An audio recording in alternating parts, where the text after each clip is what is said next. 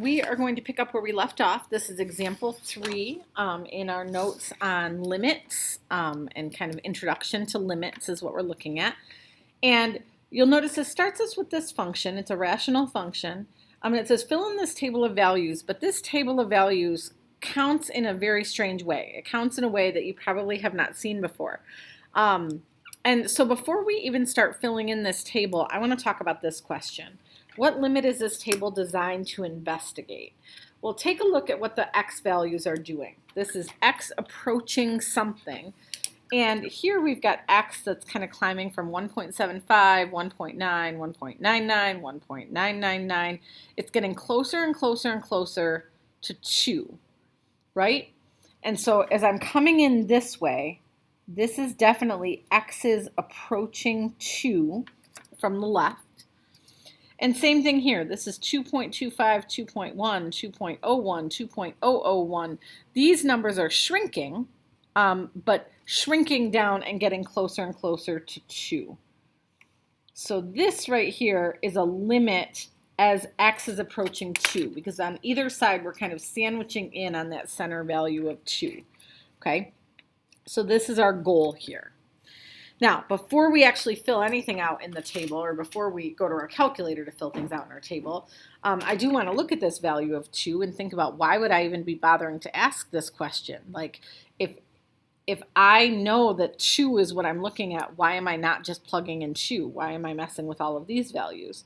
Well, if you look in this function, 2 should give us an undefined value, right? Because we're going to have a 0 in the denominator. So this value we know for sure is going to work out to be undefined. Okay? So I'm going to take a look in my calculator now, and I'm going to evaluate these other values. And I'm going to show you, let's see, I guess I'll move it from side to side. I may have showed you this in class already, but I'm going to show you a way that we can make this work for us a little easier than like doing this calculation over and over again. So in y equals, I'm going to type my equation in. In this calculator, I'm going to need parentheses. I think all calculators, you would need parentheses. So x squared minus 3x plus 2, close parentheses, divided by, open parentheses, x minus 2. Make sure you have all those parentheses in there. Okay? And then what I want to do is use my table. But you'll notice, like, for example, my table right now is set to count by 0.5s. That's not going to help me get to all these values, okay? And I could set it to set it to count by 0.1s, which would get me to 1.9, but 0.1s isn't going to get me to 1.99. And I really don't want to mess with counting by like 0.001. Like, that's going to take forever to scroll through. So this is where I'm going to go to my table settings. And I'm going to change my independent variable from auto to ask. Okay, so again, that's table settings, which is up above window. And now I'm going to go back to my table, and it'll show up blank. But what it's waiting for is for me to type in what x values I want to find. So I want to find 1.75. I want to find 1.9. I want to find 1.99, and I want to find 1.999. Okay. Now, I'm going to copy these onto my paper, but I want you to just see what's happening here. That my x values are getting closer and closer and closer to 2. And in fact, I could get even closer to 2 if I wanted to. I could go 1.999, 1.999999. Okay? And you'll notice what actually happened in my table there because I went beyond the decimal places. The table can only handle, I think, probably this many decimal places. So I typed in 1.999999. It automatically rounded that to 2. But if you put your cursor on it, it still shows that it's doing the calculation using this. And actually, if we go over here to 1, yeah, I'm not sure that that would actually come out to 1. I bet that rounds. But either way, that's the idea that we're looking for. So as we're coming in from the left, we can see that what's happening to our y values is they are, in fact, getting closer and closer to 1. And again, I don't think this should actually be a 1. I'm fairly certain there's either an asymptote or a hole in this graph, but this is just rounding here in my table. So I'm going to jot this down just so we have it in our notes. So this is 0.75. This works out to be 0.9, 0.99, and this is 0.999. Okay, let's see what happens when we go to the other side. So I'm going to actually start here. I'm going to type in 2.25, okay? And then I'm going to type in 2.1, 2.01, and 2.001. Okay, and you'll see, oh, did I run out of? Okay, your table, I forgot about this. Your table only has this many spaces for you to fill in. So once you run out of space, you may have to like type over other ones or delete other values that you've already entered. Okay, so I'm going to go back up here and delete some of these just so that I have some more space. So 2.25, I've got at 1.25. 2.1 is 1.1. 2.01 and then 2.001 is 1.01 as an answer and 1.001. Okay, watch what happens. Let me delete some more of these so that I have some space. Watch what happens if I actually try to type in 2 though, because I'm getting close to 2, but if I just type 2, well, that's going to give me an error. And we knew that was going to happen because this function is undefined at 2. So what we're seeing happen here is these y values are getting closer and closer to 1, and these y values are shrinking and getting closer and closer to 1. So we know that this value, really, we can think of it as being a 1, but it's not actually defined, right? We're getting closer and closer to 1 and never actually touching it. So I guess let me fill in our answers to these questions. The limit that this is trying to get at is the limit as f of x approaches 2. That's what we're trying to find. And our answer to that question is that the limit as we approach 2 of f of x is equal to 1 because the y values are getting closer and closer to 1. Okay. It says to convince ourselves with a graph. Well, conveniently, we already have this graphed in y equals. So I'm going to hit graph and take a look at this. Oh, my window's wrong, so I'm going to fix that. Okay. I'm going to hit zoom in number 6. And this thing actually looks like a linear function. Okay. And that seems to make sense, like with how these numbers are growing, right? That this would be a linear function. It's hard to convince ourselves with a graph on one of these calculators because the pixels are not, like the resolution is not good enough for us to see what's happening.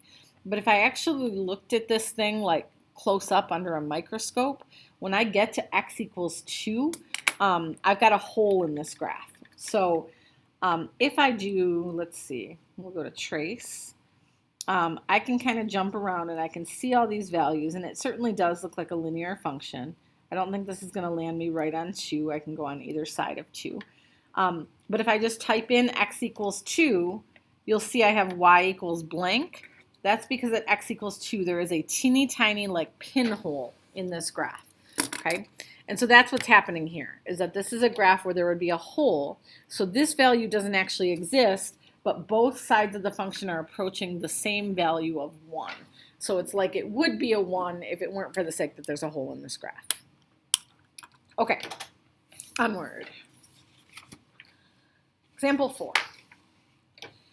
I've got some piecewise functions here, f of x, and it says determine if there's a limit at 0.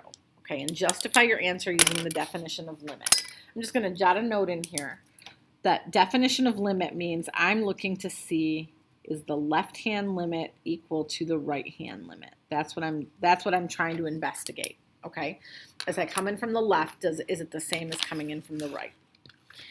So here's what I'm going to do. We could graph these things if we wanted to. I'm hoping we won't have to. The reason the question is being asked about 0 is you'll notice that 0 is where these graphs kind of break into 2 pieces. And we want to know, are the 2 pieces approaching the same value or not? So what I'm going to do is I'm going to find the limit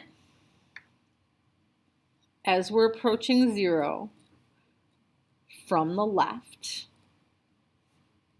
and I'm going to find the limit as we're approaching 0 from the right. Okay, The left side of 0, that's this, right? This is coming in from the left. So all I'm going to do is I'm going to evaluate what is this function value at 0. So I'm going to go -3 times 0 minus 1. And so the left-handed limit here is -1. If I was to look at this on a graph, coming in from the left side, this is going to be a linear function, and it's going to be coming down like this. And when I hit 0, this function is going to be at -1, which makes sense to me because that's a y-intercept. But it wouldn't matter even if it wasn't a y-intercept. Okay, what is x squared doing? That's the right side, right? This is the right side of 0. So this is coming in from the left. This is coming in from the right. So at 0, this thing is going to be 0 squared, which is 0. Well, these two things are not equal to each other. So this is one where I would say that the limit does not exist. And I told you, you can do this without graphing, which is what I've done here. Okay. If you're curious about what this looks like on a graph, let me just give you a little sketch. The right side of the graph looks like x squared, starting at 0 and coming up like this. So that's my x squared. The left side of this graph is a linear function, -3x minus 1. So it's starting at -1 and then has a negative slope. So it's going to look something like this. And so you can see that when I'm approaching 0, those two halves of the function are coming into different places. That's why my limit does not exist. Okay. All right, let's look at the next one. I'm going to do the exact same thing. I'm going to look at the limit as we're approaching 0 from the left. And I'm going to look at the limit as we're approaching 0 from the right. From the left, that's where I want to use what's happening to the left of 0, right? That's less than 0. So 2 times 0 plus 3 is equal to 3. So on the left side of 0, this thing is approaching 3.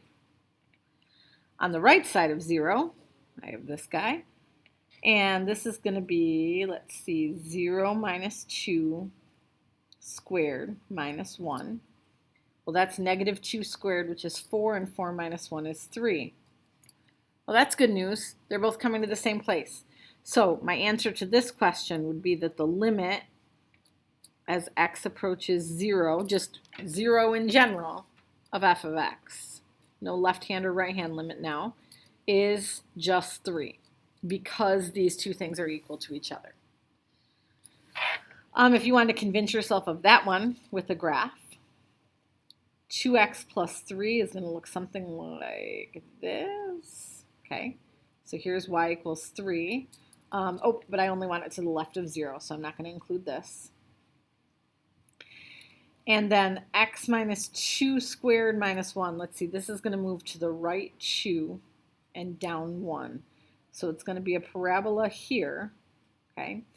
But what should happen, because I know that when I plug 0 in here, I do get 3 out, is this parabola is going to do something like this.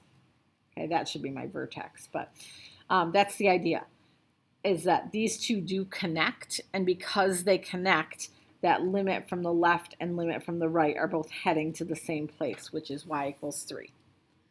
So that would be my answer there. Okay, I think you've got a handle on limits here as far as pictures go. We're going to start doing more analytical stuff, which is sort of what I was doing here. So we're going to still spend some more time with limits, but hopefully you've got the right idea now with graphs and tables.